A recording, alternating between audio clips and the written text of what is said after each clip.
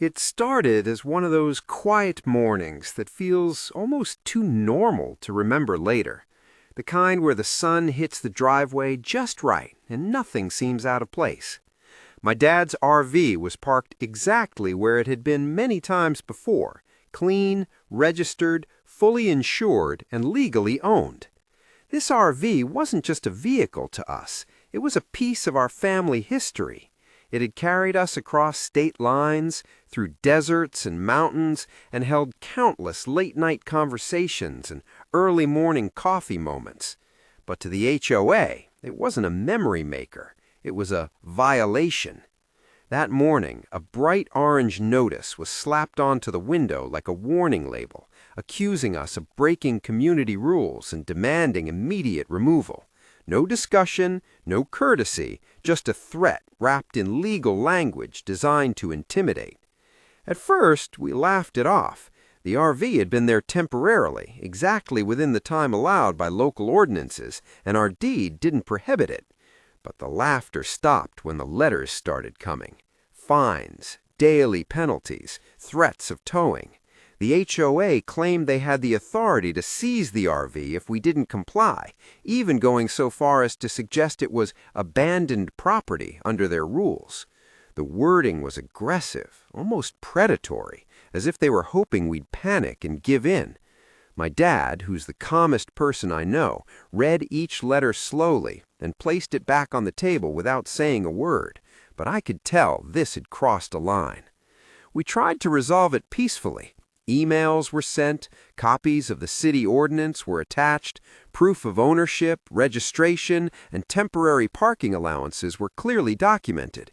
But every response from the HOA felt copy-pasted and cold, repeating the same threats without addressing a single fact we presented. Then came the moment that changed everything.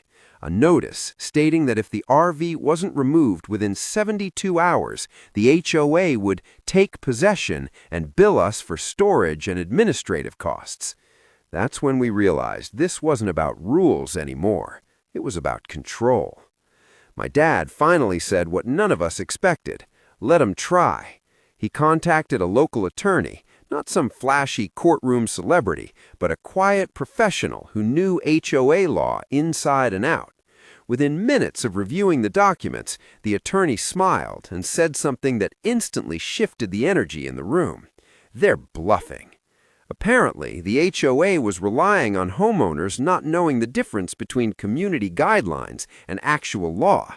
They had no legal authority to seize private property, and their own bylaws didn't even support their claim. Still, the HOA doubled down. They officially filed a claim asserting the RV violated community standards and requested court approval to enforce removal. Sitting in that courtroom weeks later felt surreal. The HOA representatives arrived confident, armed with binders and rehearsed speeches about aesthetics and property values.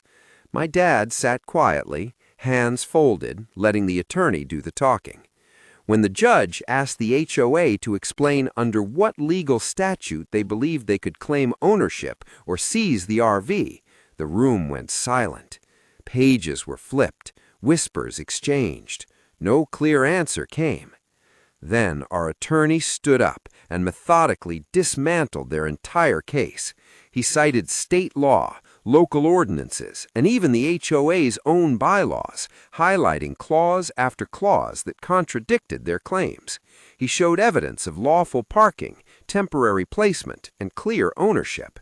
He even pointed out how the HOA's letters contained misleading language that implied authority they simply did not have.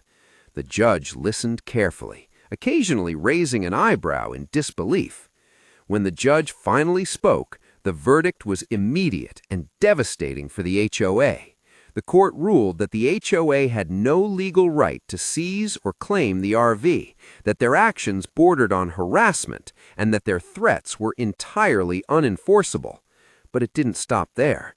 The judge ordered the HOA to cover our legal fees and formally warned them against issuing similar threats in the future. You could feel the shift in the room, the confidence drained from the HOA representatives as reality hit. Walking out of that courtroom felt like reclaiming more than just an RV. It was about standing up to intimidation, about proving that rules don't override the law, and about reminding powerful organizations that homeowners aren't powerless.